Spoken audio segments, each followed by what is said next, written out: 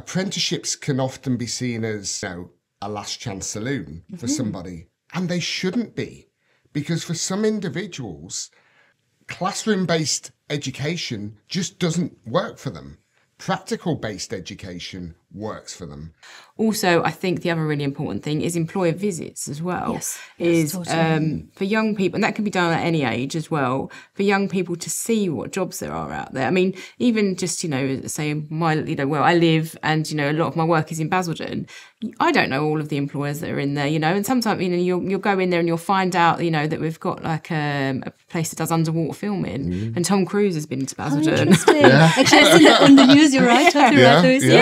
And just, things like that. And you've got, a data centre as well, for the New York Stock Exchange and things like that. That's all happening, where you live as well. That's amazing. Sounds awesome for the opportunities. Exactly. And it's about getting those young people to go and visit those places. Hi guys, today at the Future of Skills podcast, I'm thrilled to welcome Louise Fry and David Burton-Sampson today to discuss the skills, the apprenticeships, all of the programs that are being funded as part of the government schemes as to help the younger generation to establish themselves in the course of action in the careers of tomorrow. And because the mission of the podcast is to elevate, to inform, and to make sure that the youngsters do know where to go, how to get their roots settled, and how to become more confident when it comes to the careers of tomorrow. Both of you have a fair share of years in the industry. Louise and David, you've worked over 20 years. David, you've worked as a former mayor of Basildon. You've worked in the council alongside Louise.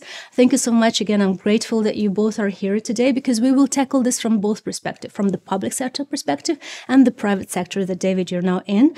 Louise has been working on the apprenticeship programs for quite a good number of years, and you've organized a majority of events with big companies in the UK. So your focus has always been younger generations, and you're now part of the We Rise Youth movement in Basildon. Yeah. Can you guys each kindly introduce yourself and tell us a little bit about your role as part of the community and the projects involved? Yep, so I'm Louise. I'm a Commissioner for Skills Development, Essex County Council. I work, as you said, as part of the Apprenticeship Hub. So that's working with local employers, training providers and young people to make apprenticeships happen. So it's supporting the employers through the process and matching them up with the training providers or for the education side, and then going into schools and preparing young people for the rigours of what an apprenticeship is. And as you mentioned as well, I'm part of the We Rise Youth movement, which started on Canvey in Essex, and it's looking at raising aspirations of young people, connecting them up with business mentors, letting them know about local opportunities as well to ensure that the local economy thrives and that the jobs that are needed are being filled as well. Excellent. Thank you. David, please. Yeah, thank you. I'm David Burton-Sampson, and I wear a number of hats. So as you said so graciously, I used to be a local councillor in Basildon, and I was the Mayor of Basildon. In those years in Basildon, I set up a number of local grassroots organisations, from residents' associations to Basildon Pride, which is a great organisation supporting the LGBTQ+ community. But I'm also a school governor at a local primary school in Basildon, in Pitsea. And I professionally, I guess it's all professional, but with my getting an income hat on, I work in the financial services. I used to work for a big financial services organisation before leaving in 2019 to set up my own business in the local Basildon area, offering mortgages, protection and general insurance and helping people get their dream of buying a home. Excellent. Thank you so much for the introductions. Can you please kindly let me know what motivated both of you guys to work in the sectors that you've established your careers in so far? I know that the focus has always been the younger generations, but each of you would probably have your own motivations. Is it something that you would want to share with us? I mean, I am a careers advisor as well, so qualified careers advisor, and I fell into it, so, which is really bad to say. But I went to university and did a history degree, and then come out, and the career path I wanted to do was save old buildings, basically. But it didn't happen, and I ended up just getting an admin job at what was Connections back then, and then realised that I felt that supporting young people of the area was something that I was passionate about, and making sure that there's a lot of young people who didn't know how to find their way, and didn't necessarily have good role models, that sort of thing. So it was good, to be able to get involved and support support them. So my first role was sort of mentoring young people, and then it sort of went on from there, and moved into the skills agenda a couple of years ago. So Thank you so much, Louise. I mean, for me, it was very interesting because my degree is in performing arts acting, which is totally removed from what I'm doing now. I don't know. On the political side, some might say that that's all of that, but there we go. That's politics for you. But I started coming to London from Liverpool with the desire to find a job in performing arts, getting my agent here. That went so well that I ended up in financial services. But when I look at both my community and my financial services role, it's all about helping people and giving them a better future and a better chance in life. And that's very much what I think I'm all about. Really deep inside me, it's that desire to just help people and to make a difference. And I think that's why I went into politics as well, was to just try and make a real difference. Might I ask you, from both your perspectives, what do you think has changed over the years since the moment that you've started working in your areas of influence, and then what has changed? How do you think the projects have progressed since, and what have you found was the reaction from the younger population? I think firstly, the growth of apprenticeships. I mean, when I first started in the field, they were a lot smaller to what they are now. And going into schools, the route was going to college, sixth form, then on to university. And that was the big, promotion. But now apprenticeships have come along, and there is a much bigger agenda on pushing those as well, which is really good, because again, the academic route isn't for everybody, so that's good. And then obviously we've got T levels that have come along as well now, again, that are giving those sort of a more practical route as well, but having the academic part of that as well. So it's really interesting to see how things have changed. I think as well, some of the lower level courses have been taken away, and I think that's impacted things. So it's making sure that young people get access to find out where those sort of study programs are, so then they can access it. Because obviously a lot of young people will go to school, and for whatever reason, school didn't work out for them. Their lives can change. It's a very tumultuous time for them.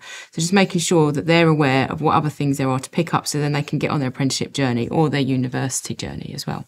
That makes sense. Thank you so much. And from David, from your perspective? Yeah, I think we've got to recognise that the world has changed. Yes. So, if I look at the world when I was in education, not that long ago, but maybe 20 odd years ago, the level of technology that we now have as part of the workplace, the whole social media world and so on and so forth, didn't exist when I was in education. And therefore, I was being prepared for a very different world than what exists today. And in fact, than what existed 10 years ago. And I think the education system has moved to an extent with the way the world has changed. But it needs to keep moving at pace. And it needs to adapt so that people are being set up for the world of work they're about to enter. And likewise, employers need to be conscious of the way the world's changing and equip people who are already with them to enter this new world that's technologically driven. Yes, there's this AI and so on and so forth, but humans always need to be a part of that, and therefore we need to be equipped with the skills to move into this modern world. Well, both of you have raised some interesting points in terms of the changes that you've experienced. You've seen the reactions from the younger generation, and you've seen the advance of technology and how that is shaping up the skill set development.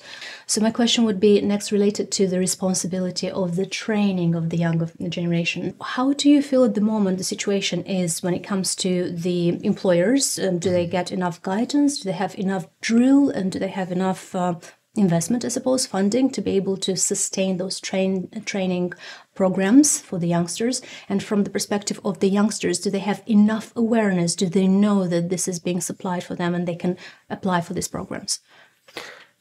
There needs to be more awareness of what's out there. I think bigger organisations are very aware of schemes like the apprenticeship scheme, whereas the smaller organisations like mine, maybe not so much, or they might know that apprenticeship schemes exist, but they perhaps don't know how to access them, or, whether they can work for them. So, I think there needs to be something done to promote the opportunity that apprenticeship schemes bring. And it's great opportunity because not only is it wonderful for the young people who can enter the world of work through one of these schemes, it's great for the employee, as the employer as well. So take my organisation, a small organisation, cash flow can be tight at times. Yes. I want to grow my organisation, but I want people in my organisation that can grow with it. It's a self-fulfilling prophecy to have an apprentice in who you can nurture, you can develop. They're relatively low cost because they're still in education. Yes. But they can potentially create a career and a job for themselves in some of these smaller businesses by learning, developing, and then growing the business as well. So once they finish the scheme, all of a sudden they've built this new role for themselves and for the employer. So it's a win-win to me. But I think the awareness needs to be greater. I really do. And there's the whole side of it in terms of the employer's ability to have an apprentice as well. Absolutely, so I'm quite fortunate in coming from a bigger organisation that I've been developed to coach and to mentor and to develop people at whatever age as they build their career. A lot of people in smaller SMEs don't have those skills. And I mean that in the nicest possible way. They don't have that skill set. It's a very specific skill set that needs to be nurtured.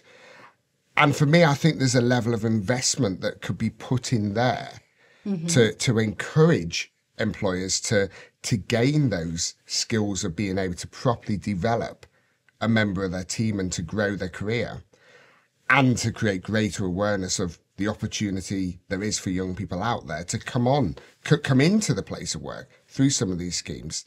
If I have the skills to nurture, I might be more willing to take the risk on bringing a young person in on an apprenticeship scheme.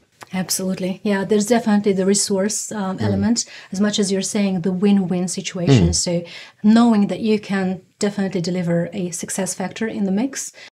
That's absolutely a good point. And I will come back to that. Thank you so much for sharing this. Louise, from your perspective, what do you think? So yeah, I agree with a lot of what David has said. So at Essex County Council, we've worked with the Essex Chambers of Commerce and created the local skills improvement plan. And part of that has identified what David said about supporting businesses, because we know that it can be quite time consuming to take on an apprentice, as you say, all of those things through mentoring and things like that. And again, a lot of businesses are scared about how they're going to take on. Is it going to take up this amount of time, taking on the recruitment process? Is it that difficult? Where am I going to find the training provider? And we understand that. And we've spoken to businesses and they've, all spoken, like David has spoken about it. So the local skills improvement plan, which is LSIP for short, is providing a toolkit that will go out to employers to give them guidance on taking on an apprentice as well. And it's got local information on there, which is really important. You can go on the National Government Apprenticeship website, which is brilliant, but obviously that's a national one, whereas this is localised, and for the needs of Essex as well. Also, you've got myself in the Apprenticeship Hub and my team, and we're going into schools and working with the young people to prepare them for what an apprenticeship is like. The pros and cons of it. The other thing is to work with parents as well, because they are big influencers on young people, and teachers. Most teachers went for an academic route as well, so the apprenticeship route isn't something they necessarily understand. So it's supporting them as well. And we've also, as I say, we're having a big employment drive at the moment at the Hub, because we're preparing, getting the jobs for the school leavers that are going to be coming in the summer. So we're working with the employers to create more opportunities and, doing a bit of hand holding to help them get through the process. So, as I say, matching them up with training providers. If they've got, they work from home, which a lot of people do now, they've got an office where they can go and interview somebody, that sort of thing as well, to take out some of that legwork. So we're trying to do quite a bit at Essex County Council with the Apprenticeship Hub and the LSIP toolkit as well, and getting the apprenticeship ambassadors out there as well, which is part of it. So that's working with young people and businesses again to find out what an apprenticeship is and supporting them into those things. I think if I may as well, just following on from what Louise said, I think part of this as well is looking at the overall curriculum in schools. There are basic skills that individuals need like maths and English, absolutely 100% key that everybody has a proficient level of maths and English to be able to... About it, I've got kids. It's all about maths and English. Absolutely. And that's something that we are very focused on as school governors, but we're also very focused on the other subjects as well. And it's I think we need to be identifying career paths much earlier on. Apprenticeships can often be seen as a last chance saloon for somebody, and they shouldn't be, because for some individuals, classroom-based education just doesn't work for them. Practical-based education works for them. And, I think there's a piece here where we need to look at how we educate and how the curriculum looks at a much earlier age, not just as they're coming towards the end of their secondary school education, but earlier on. Is there opportunity to get young people into the workplace in year 9, for example, because they know that that's the way their career is starting to head, and almost do junior apprenticeship schemes. Look, I'm making a scheme up here, Louise, yeah? Junior apprenticeship schemes, indeed, earlier on, that then could move into a higher level apprenticeship scheme as their career develops. And the other point here as well, if I may, is that I think the other side of this is about preparing people for the workplace with the skills they need for the workplace. I'm seeing... Can't agree more, to be really important. I'm seeing more and more that young people are leaving school, especially those post-pandemic who were impacted by the pandemic period and missed those key stages of development. And they're leaving school without the key skills that they need for the place of work. Things like time management, things like teamwork, things like, producing action plans of work and so on and so forth. I'm not really seeing those skills in people coming out of education at the moment. And we need to be really focusing on developing those workplace skills, the things that, beyond maths and English are going to make you a success in the workplace moving forward. Golden topic, if I may, simply because I'm a big believer, not only as a parent, but also as a person who has seen within the mentorship plan that Louise has been alluding to, how important it is to prepare the youngsters that you were talking to earlier. They need to be aware of what's out there, but at the same time, to your point in terms of how early they need to be aware about what's out there for them, and how early they can train either themselves or refer to the training programs that can prepare them for the workplace environment. And if that's the case, I'd be very keen to ask both of you guys, what do you think regarding the time that's more suitable to prepare them from the perspective of the workplace skills? Now, what I mean by that, of course, we can frame it in our language as the adult language, right? Being agile in the workplace environment. And to your point around, the prioritization of skills and how to manage your time well, this is all very nicely put and understood by us adults. How would we portray and help the younger generations? And I'm not talking about necessarily our target audience at the moment, which is 14 to 16. I'm talking about even younger people. Maybe because I'm a little bit biased because my children are younger than that. I'm wondering what can help them start thinking, in that direction so that they're a little bit more informed and conscious about themselves, because I'm trying, for instance, as a parent to raise the topic of responsibility of your actions, And I'm not sure that is being widely understood at this age. I'm talking about 8, 9 at the moment. Yeah. What do you think from your perspective? I know your kids might be already grown and, you might not necessarily have the younger kids at home, but what do you think might help the teachers at school for the primary sector schools understand that topic a bit more?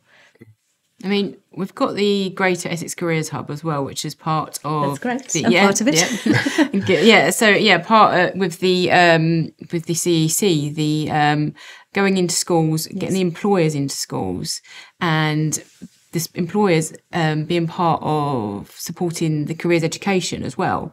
So they're feeding into that, into those institutions. So we're getting it from the private sector about what they need, and then hopefully in their sort of, Arrow or PSCHE sessions, that sort of thing, that's within secondary school, that they're getting that feedback into this, so they know what's coming next. Also, I think the other really important thing is employer visits as well. Yes, totally. For young people, and that can be done at any age as well, for young people to see what jobs there are out there. I mean, even just, say where I live and, a lot of my work is in Basildon.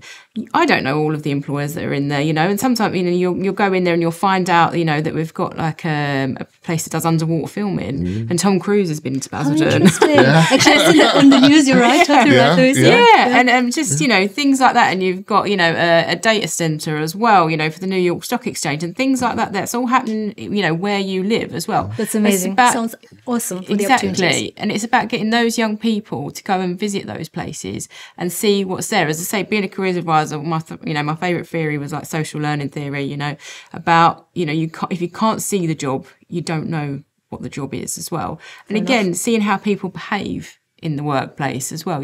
If you walk past, you've got to be quiet and that sort of thing. And even, with young kids, even they can pick up on that, how you act, whilst you're in that workplace and in that environment as well, and being respectful to other people. Exactly. You're raising some really good points, Louise. Thank you so much for this. And I'm getting quite inspired by what you're saying in terms of there are opportunities out there. It's about how to make it happen. And you've quite rightly mentioned, there's this element of having so many stakeholders that you work with, right? You mentioned parents, you mentioned younger generation, you mentioned schools and, secondary, primary schools. And all of this basically shows us that there's a preparation, big work that's, in the background happening. So from that perspective, in terms of what's being planned and assured that, things move forward. What do you think, or maybe you are aware of some examples of who does it really well as part of the private sector? Who do you know is really excelling at that, at taking opportunities both from informing the students, but also offering them the route to go forward? Well, my organisation, of course. Now, I'll let Louise answer one of the reasons you're here. Yeah, she's much closer to the organisations that are part of these schemes. But I, just before she does, I think, anyone could be really good at this. Mm-hmm. It's just about enabling them, and seeing the value that developing young people forward in their career can actually have. Even if they don't end up staying with you, the perfect example, I brought an individual in during the Kickstart scheme, which was the scheme coming out of the pandemic for young people who had perhaps been affected in their employment, their early employment by the pandemic. And obviously there were less jobs as we were coming out of the pandemic. So this scheme was really good to get individuals into work. And I ended up with a young person who was probably on their last chance saloon, and came in and worked with me, developed very, very rapidly because I gave them a lot of one-on-one coaching and support. Mm-hmm. That individual is now off doing a totally different job in financial services that they could only have dreamed of when they joined me. And, sometimes that for you as a small organisation can be just as much of an achievement. Absolutely. As, having somebody who stays with you for life. I would never have had the role that person's now doing within my organisation. But the fact of the matter is, because of the work we did over 2 years with that individual, they're now able to get that role and they're thriving in that role. And that's fantastic. That's a major achievement. Yeah, absolutely. Yeah. Because you've influenced the future of that individual, isn't it? Yeah. In the way that, as you said yourself, without that training being put in place, they wouldn't have had these chances to excel later on in life. So I suppose from that perspective, Louise, what have you seen on your end? What are other people as part of the private sector or following David's route and showing some good examples out there? Yeah, so with the Apprenticeship Hub, we work, predominantly with the SMEs, the small to medium enterprises. And as I say, once you help a small business realise how an apprenticeship can support them as well, especially, around technology and things like that, young people can bring quite a lot to the table as well and tell them how to do things quicker on Word and things like that they don't know. So it's about, supporting those businesses to make sure that, they can get through the process and get an apprentice in who can support them as well. As I say, David was great with Kickstart. As I say, I worked as part of Kickstart in the Gateway as well. And that was really good to see so many young people flourish because they were getting the training and the mentoring as well. And we had another company that was part of the Gateway who I spoke to a couple of weeks ago. And they took on 4 Kickstarters at the time. And they've still got, they've got 3 now. 1 left a couple of weeks ago. So there's that sustainable employment for them there as well. But as well, working with some of the larger companies, sort of in Essex as well. I mean, we have Ford, who have always got a really big apprenticeship scheme and invest I've really seen it well on the website as well. And they invest really well in their apprentices as well. Also, we've got Teledyne in Essex as well. There's quite a focus on engineering. Some of the companies that we've got within Essex, that's really good. But obviously, Ford will do HR apprenticeships, IT apprenticeships, and things like that as well. And yeah, as I say, but we want to help those SMEs as well to be able to take on those apprentices to allow companies to grow as well. Because as David alluded to before, taking on an apprentice can, make your company flourish as well and grow stronger and, take the organisation in different ways as well. So that's part of what we want to achieve. But there are some great small companies and the large companies in Essex who are doing some really good apprenticeship schemes. Excellent. Quick question around these lines. Do you feel that there is a certain eligibility criteria for these organizations, the SMEs, who might want to apply, but because of the eligibility criteria, not all of them might get there fully, or the eligibility criteria are quite affordable, quite, realistic for them to achieve? What do you think? Yeah, I think, as I say, we've got some businesses are taking on, it could just be one person and they're taking on an apprentice as well. Things that are like construction as well, like plumbers who need a new apprentice and stuff like that, or electricians and that. And we're helping those businesses as well. Again, at the moment, there isn't any funding to support them, but hopefully, that might happen. It's something that, we're always talking about, that they might be able to help them take on that apprentice. But obviously, you've got the lower wage that helps them out as well, because obviously where the young person isn't able to do the whole job of somebody else, the apprenticeship wage is slightly lower. And obviously they get their, they get their training and things like that all paid for. There are also other schemes out there where young people might be able to get help to get their tools and their overalls and stuff like that they might need for work. Things like Prince's Trust, they could access that as well. So that's not an onus on the employer then, because that can be quite costly as well. So there are some things out there, but there is some support. If, say, an employer takes on a young person with special educational needs, they can get some extra funding. But other than that, at the moment, there isn't that funding, but it would be great to see if it did come along.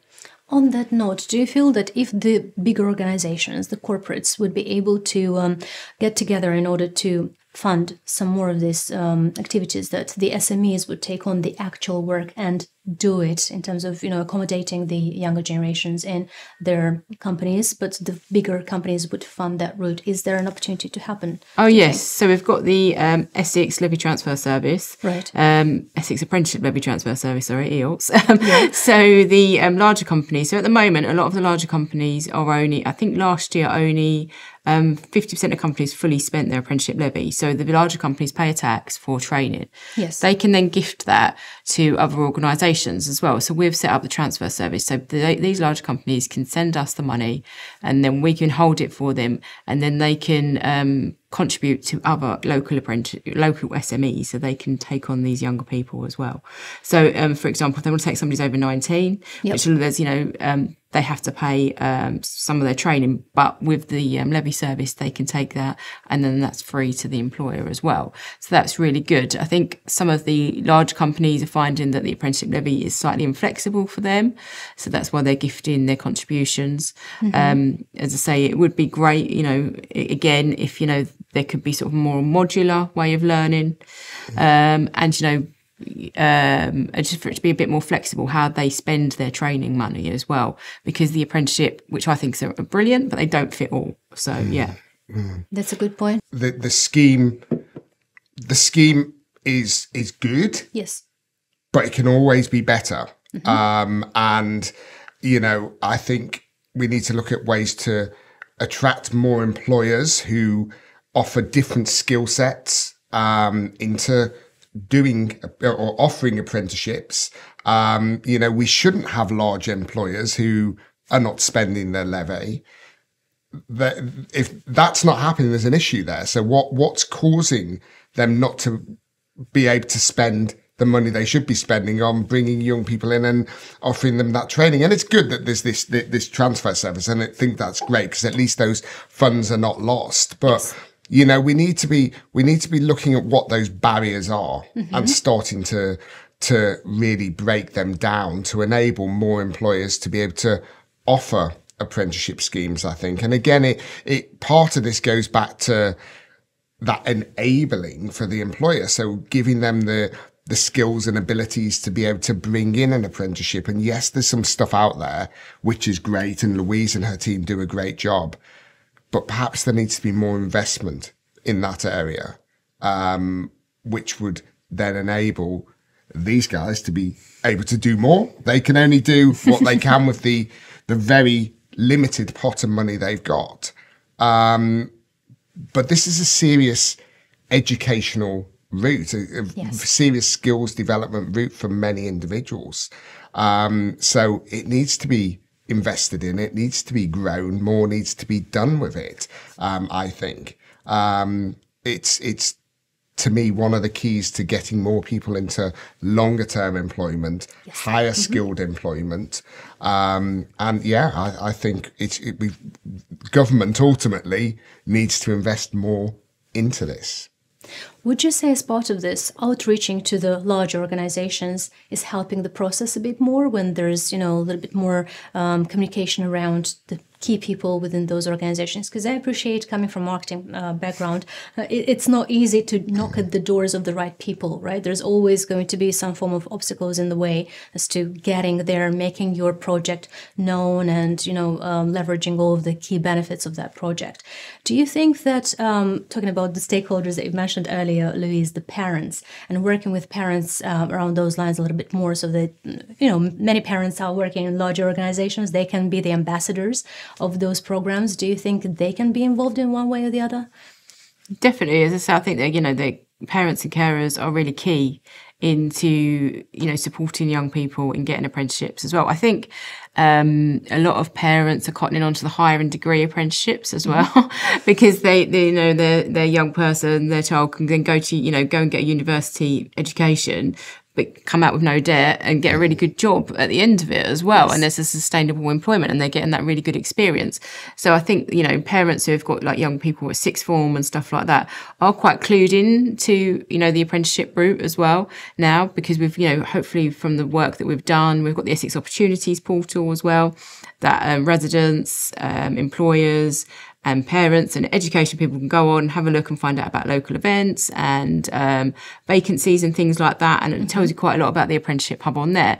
So we're trying to spread the word through that. But again, I do think, I think if parents are able to, I haven't got any children, but my nieces and nephews, they've in their school, the parents go in, on their design and tech classes to go and sit with them, and they've got expertise in that again. So they're mentoring those young people in the job that they do, and I think that's really important. That if parents can maybe take their young person into work or things like that, but also to speak to their managers and say, the young my next door neighbour's child or whatever wants to take on an apprenticeship in this. Can we help? Because the importance of networking should never be underestimated. Absolutely. And I think that's, to have those conversations, the things that can come out of those, I think is really good. And say if they've got, they've seen this young person, get them into a day's work experience or something like that, and they can see whether it's right for both of them, I think is really, really important. So it's about, I think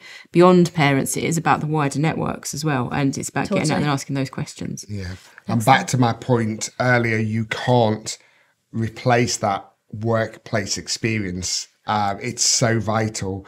There needs to be so much more this collaboration with employers, and actually starting that collaboration early is a more positive thing, because the employers they're more willing to take that further into an apprenticeship paid position further down the line.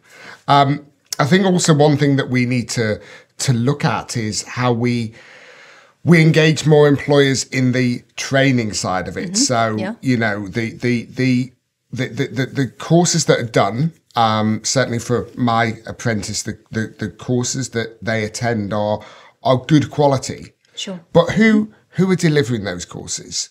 Are they industry professionals or are they trainers?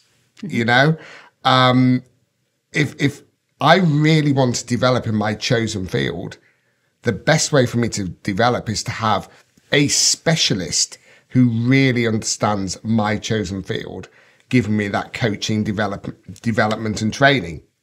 Of course, there are some generic skills that a trainer could deliver, but I would like to see a lot more employers or specialists engaged in the training of apprenticeship schemes as well. I think it's absolutely vital. And then we see those skills grow quicker. For instance, there is a lack of resource at some point when it comes to time management, right? Some of the employers might not have that resource put aside to do the actual accommodating of the program, of the apprenticeship program, but at least they can get involved as specialists in their verticals and their sectors to train the youngsters. Is that what you're saying? Yeah. Yeah. I mean, obviously, there's a certain amount of days out where an apprentice needs to go off and do some almost classroom-based learning. Yeah. I want to see employers delivering that learning, you know, and if that means paying employers to do so, then we should be doing that because be on top of the top. Exactly. The right type of they are going to give those young people more skills and quicker than somebody who doesn't fully understand the industry. You know, so I think that's one way that we could really develop apprenticeships moving forward, is looking at who delivers the classroom-based learning. I see a large opportunity here simply because as part of the University of Birmingham, they do have a program as part of the career mentorship. So I'm one of the career mentors for the students who are interested in digital marketing as a career pathway. Now, what was interesting as part of that, I didn't realize that there is such a big gap in terms of the awareness. You know, some of the students who end up benefiting from this type of programs are very few of them ultimately, simply because, you know, not that they have heard of wider university resource or somewhere, it's merely word of mouth, right, that works best amongst them. But I wish that there was a little bit more of a, organized sort of initiative that would be an evergreen, as we call it in marketing, right? So that it's there forever, and you know that you can refer to a certain mentor. The mentor can at least do the mock-up interviews for you, and they're stellar for youngsters because they would get the feedback in real time, right? In terms of the simple question, tell me a little bit about yourself. And so very few of them know how to answer that. Yeah, absolutely. Right? Absolutely. Yeah.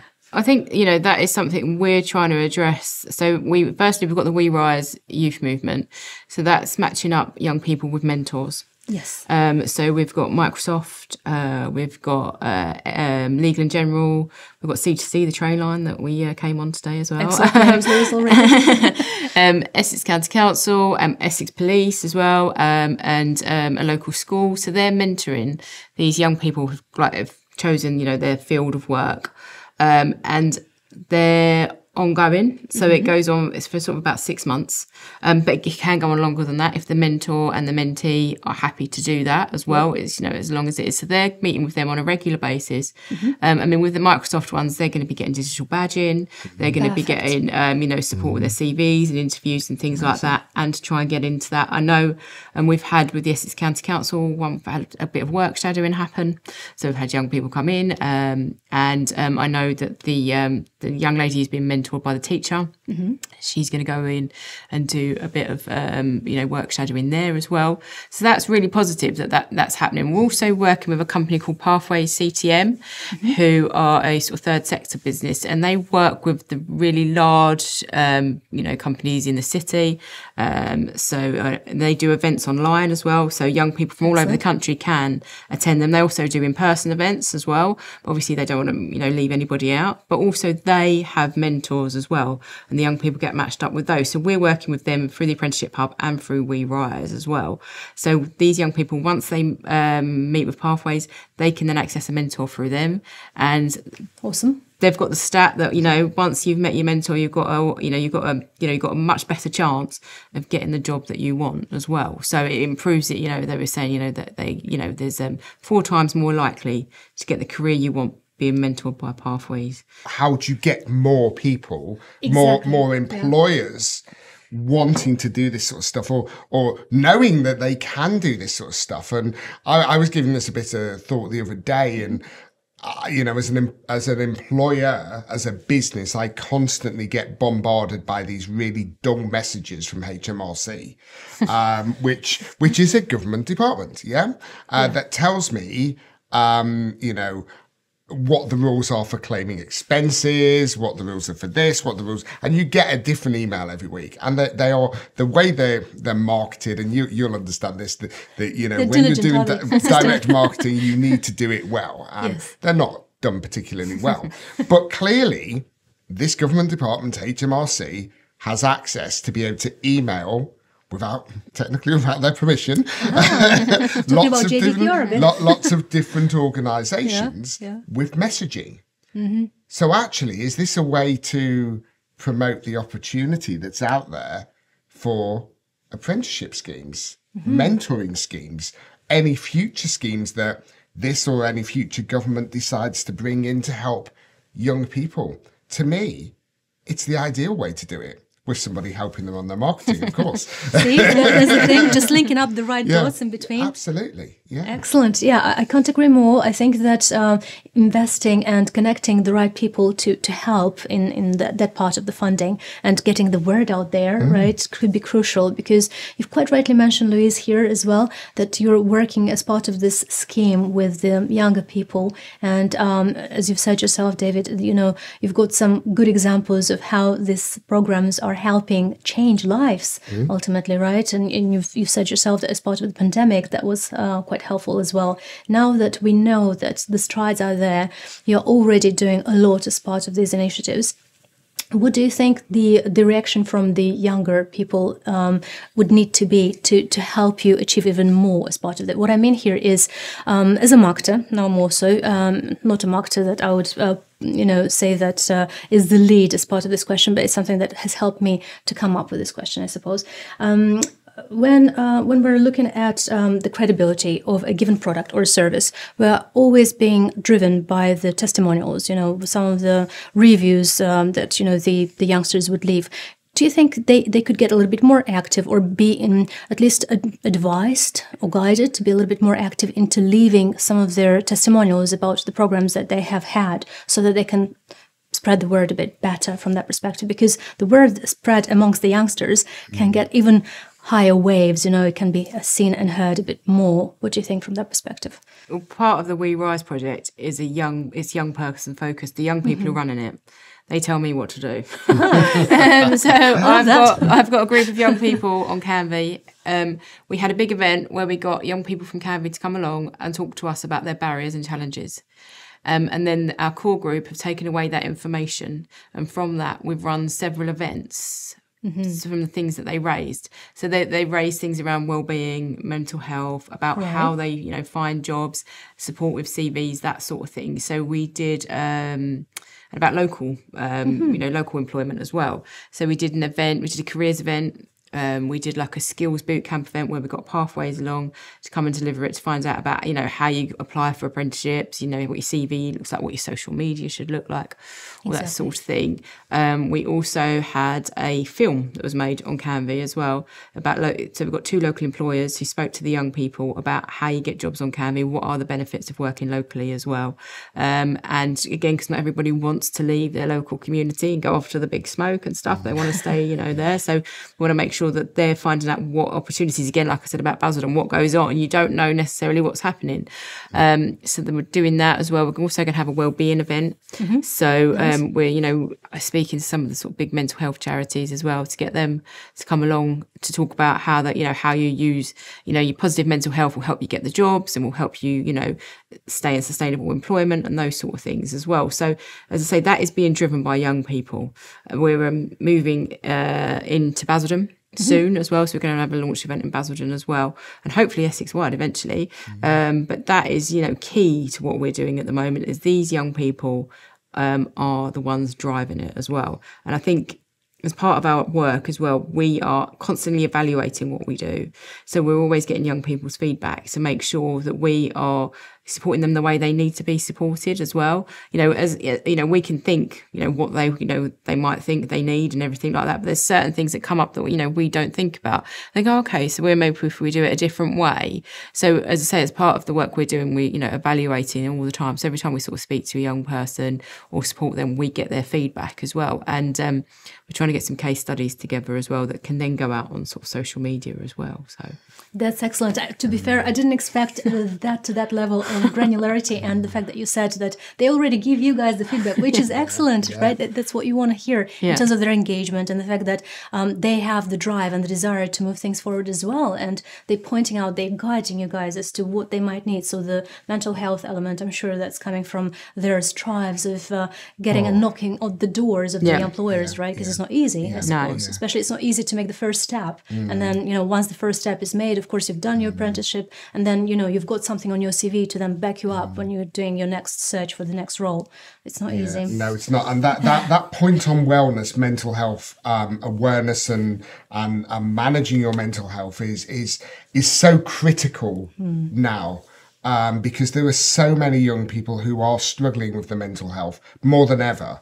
Whether that's driven from the pandemic and missing those key stages of interaction and development that many did miss during those 2 years, or is it driven by social media? There's so many different reasons why young people are now really struggling, and they can't be just brushed off as the snowflake generation that we often hear. That's not true. There's a real issue here.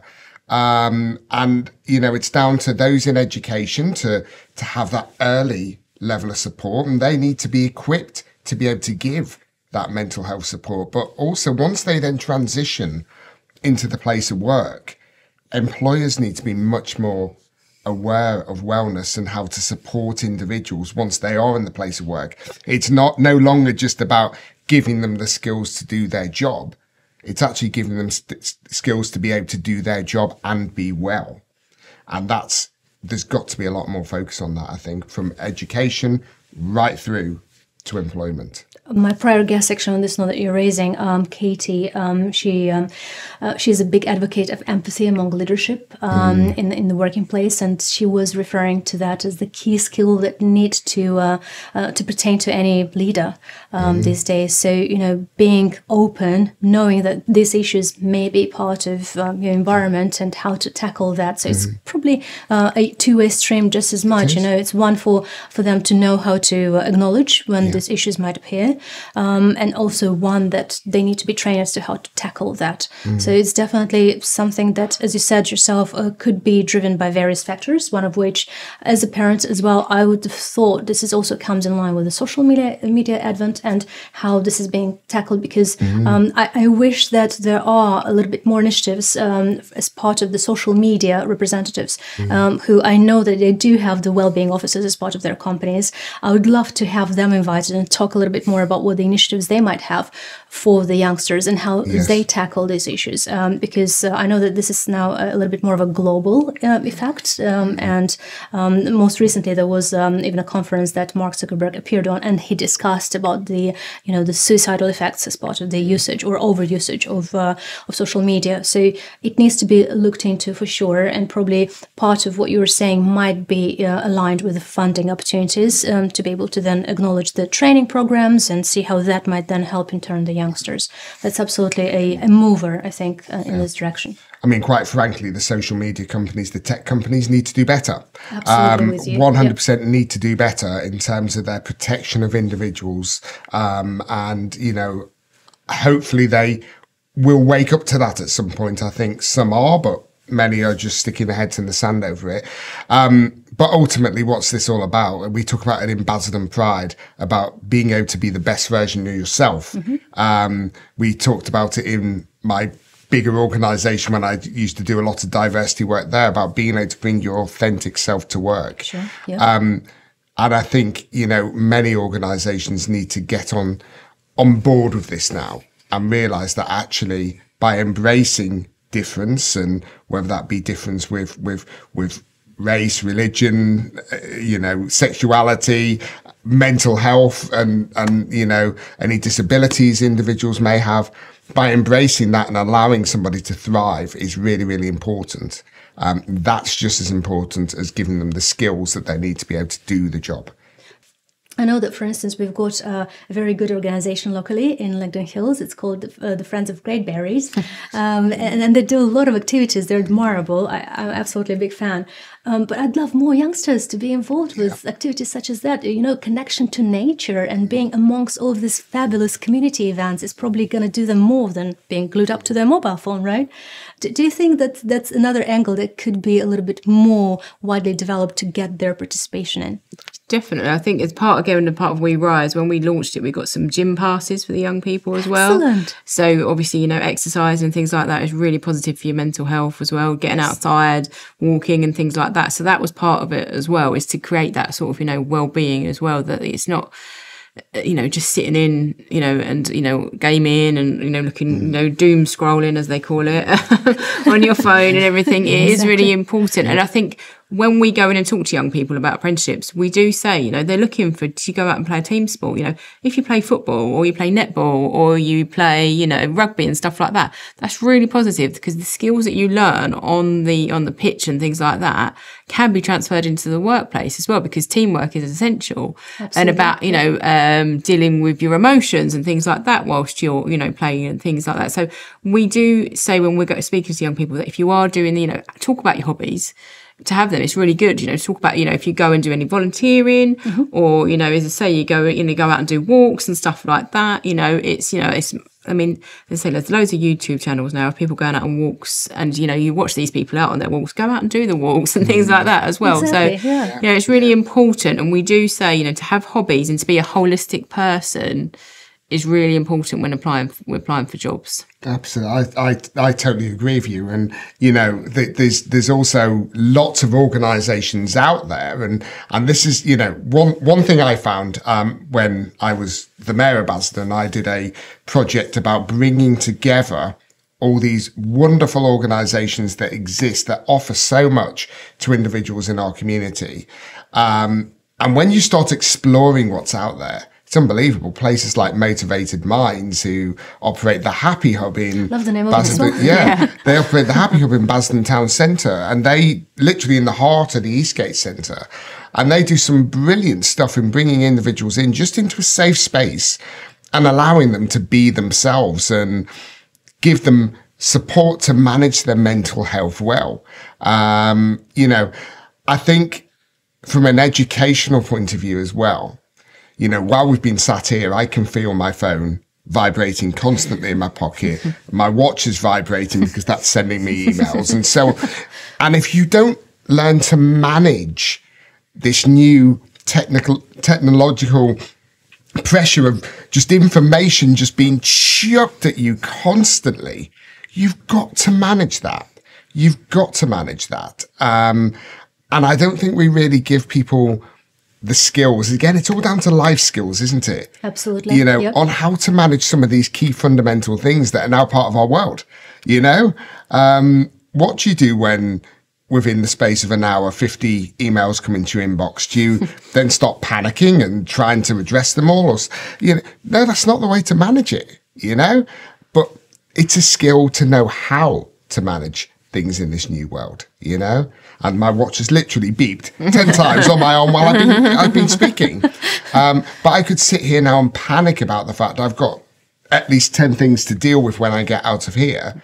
But no, I've got myself into the place now where I can manage it much more effectively. That's part of wellness, is managing that whole work-life balance with the level of technology that's coming in now. But we learned then that angle along the way. It's not like we've been, born with a set of guidance tools for us to grasp a little bit more of. But the youngsters, they might need even more of the guidance, because the technology is something that they've been born with, this type of technology, I mean. So it's how do we elevate a little bit more of that angle over the issue and help them out to navigate through. So far, I've been highly grateful for your participation today. Thank you guys so much for all of your insights and sharing how much work is being done as part of the initiatives and what you've been driven by so far. Such big, noble causes. Thank you so much, guys.